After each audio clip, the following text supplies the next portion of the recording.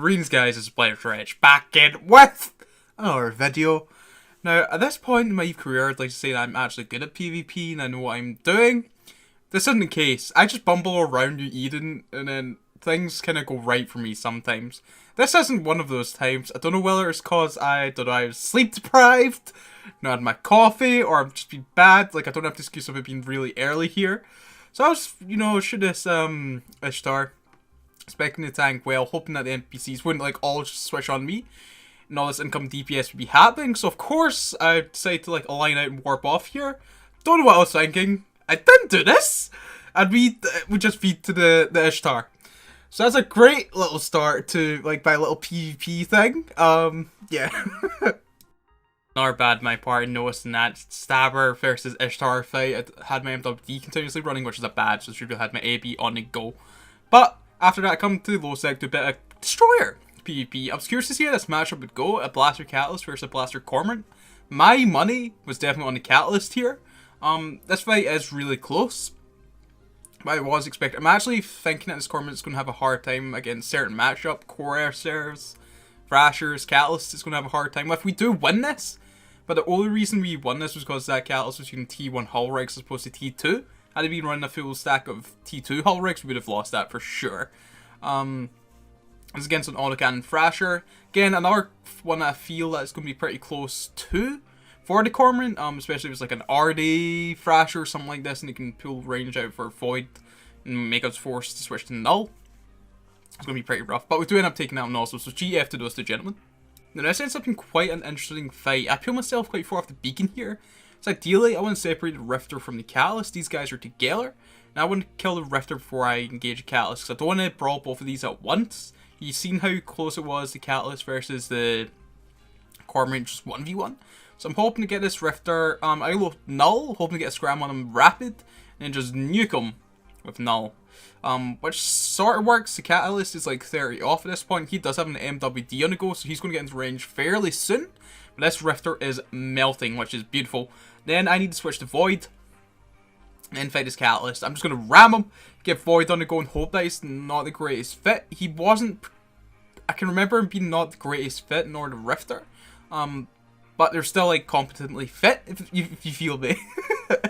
So this was quite a nice little 1v1. I don't know if he was expecting me to get on him so close or something. The incoming DPS doesn't seem that much, or it takes a while to get on me. And, yeah, I'm fairly confident I've got it at this point. Does have a wee small anti on the go, but it's not enough for him to tank. He really needs to start out real quick and then use his hull buffer. So this is a matchup that I was thinking was going to be really close, but it's a very peculiar Coercer this guy's running. And he takes a little while to lock me, which is really bad in a shorter 1v1. You need to lock them, like, rapid, man. Because these fights are over so quickly. But, yeah, he's using Gatling Pulse Lasers. He's, like, 400 plated, like, really tanky Coercer. But he doesn't do much DPS. So this isn't the Coercer that I was particularly scared of. It's still a really good 1v1. It's relatively close. But imagine just, like, a full DPS Coercer is going to give me a really hard time. Me and the boys then decide to rip a Filament and Amake and try and get a little bit of small gang on the go. It doesn't go well. It's unfortunate we're separated at this point and we're trying to kill this Drek. We weren't able to kill him at the time. Had we all been there at the same time, we probably would have killed that Drek. But everyone starts to come in. We're like, alright, just everyone get off. We will lose quite a couple. I believe I'm the only one that remains standing with the Interceptor, Levy. So then Levy tackles Vexer. I come in, we get a couple of kills. I learned a very valuable lesson here, and it's something I should have learned sooner. Don't align out to the sun and warp to the sun, right? I warp out to the sun and I see this, was it Marshall? I can see both, like, hyperspatial, because he's on me like a bullet. And, it's pretty much GG at that point, right? I just wanted a fast ride home. That's really what we wanted, right? So I'm the winner there. And then come back to low sec to try out a new Synesis set. I was thinking, I'm trying to make a Synesis that I enjoy. This, I don't think I enjoy. APN 400 plate, dual web blasters, 2 tree marks, and a T2 burst in the rig. So it's got a lot. It's alright DPS. I think it's like 380 heated. I was hoping it would do quite well against like other destroyers and maybe some AFs and frigates since we have the newt. This Ishtar ends up being kitey and it's just a disaster, man. Like, APing destroyer against kiting things is always a bad shout. Especially when you have something like a 400 plate on there, it's going to be rough for you. So I just focus on trying to defang him and trying to escape. Thankfully, I have enough DPS as to where he warps off. Cause it always feels really rough, man, being kited in like a destroyer like this, and you can't really project out so well. You can have the drones, but yeah. So this is a really nice fight against Tyrant here. Dragoon. I was expecting to get muted out here, and you'll see that I shouldn't have reloaded to Null there. I was going to get into range at some point, and I should just stuck with Void. I was scared that he's going to stay out that far, or it's going to take me too long to get into range here. So once I get to range and Void, I'm halfway through cap at this point. I'm really stressing. It's like a lot, like majority of my DPS is actually my blasters, and I was hoping to get more blaster DPS on them before I was neuted out. I believe it's 2 newts he was rocking, which I was surprised how quickly he got neuted out there actually with just 2 newts on the go. I was really hoping to survive a bit longer, be able to run our guns a bit longer, because we need that DPS. I also noticed now that I should probably switch those to Null, because we won't be getting hits with Void. That might have saved us, but looking at his HP compared to ours, I don't think that would have done too much for us. So yeah, GF, Tyrant, and I think I'm done with this Kinesis bit. I'm not keen on it. I then decided to pop some filaments, go out in the Zarvok side fleet, the XLASB dual prop one, which is real fun. So you'll notice I'm taking a lot of damage there, and that's because he's actually faster than me with the AB and the dual webs he's running. So what I needed to do was run my MWD, get close, and orbit him. I was really close to actually getting hazed by that guy there. That would have been quite interesting if that happened. Thankfully it doesn't though, because I get a really nice couple of fights in this room. Not too long after looting this guy, his friend in a Moa actually arrives. I'm pleased I've got some later, like, yeah. We'll just asset safety that in a Citadel. Thank you, Tomalak, for teaching me this, or telling me this was a thing. So what I wanted to do with this Moa is keep him at 7.5k here. I've got phase load. I feel like that's a safe play. Phase or EM I figured was going to be the whole. So yeah, keep him at 7.5. I turned it to 5k, interesting. I think I was just trying to keep out Void and Antimatter range, which I think that's keeping out those ranges. I'm not too familiar with Blaster and medium Blaster ranges, actually. I think I was thinking more on Frigate Blaster ranges. I think he might actually still be able to project out a little bit with Void and Anti. Looking at numbers, I don't think he is actually. He's using a smaller gun. Yeah, he's using Electrons. So I think that's fine. I'm still taking a little bit of damage here. But he's really tanky as well. He's an XLASB.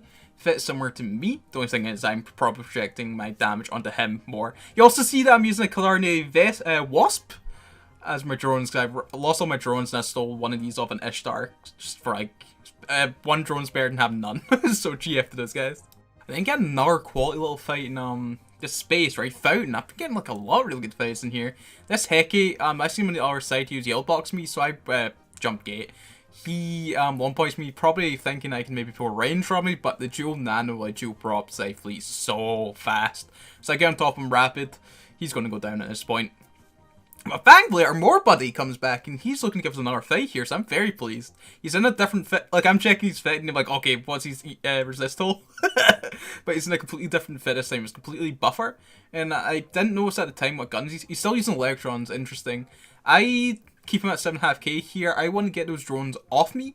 So if they get a jam on me, that 5 seconds is going to be really rough for him to get like right on top of me, get Void on the go. It's going to be really rough at the one that happens. So I'm using my drones to kill his Hornets. At this point, I don't know where I found my 3 Hobgoblins. I've got rid of my Wasp. Beautiful. So we're just plinking away at him.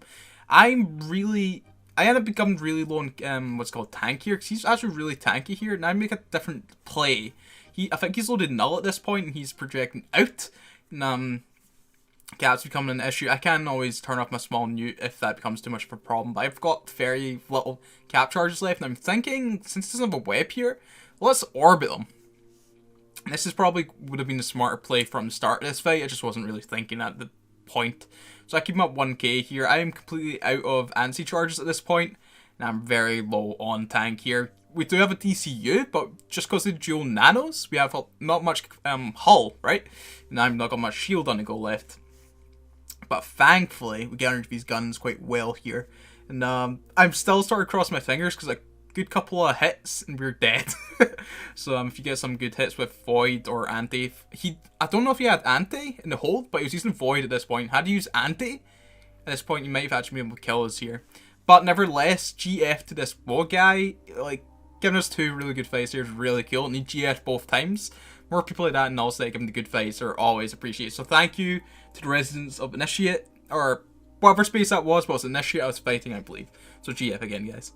For our last fight, we've got a little Thrasher 1v1. This is an armor Thrasher I'm rocking, and I don't know what my play was going to be against this Thrasher. I end up just going with EMP and ramming him, but we could maybe do a play with Barrage, because we actually have quite a lot of control against other Thrashers in this fit, especially if it's a shield variant, right? That's usually MWD, shield extender, scram, or web, or AB, shield extender, scram, or web. If it was AB scram, it'd probably be able to keep up with us.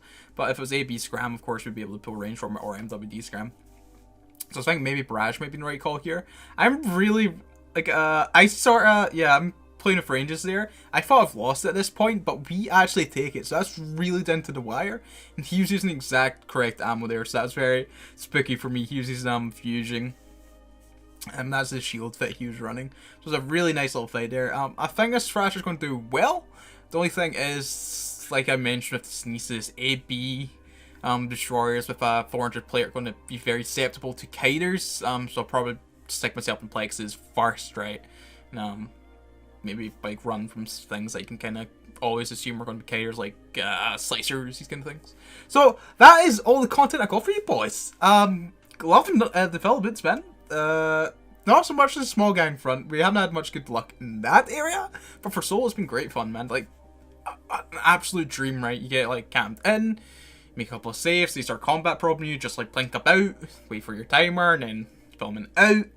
And then yeah, like the Cypher is a perfect little thing for that, you know, stabbers. Okay, I'm gonna stop mumbling. I had really good fun to like all second stuff. Do enjoy your Wednesday? I believe it is. It's close to finishing Wednesday. Enjoy your Thursday. Enjoy your week. I'll try and get you a video up. Whatever. Okay. Take care, guys. Take care.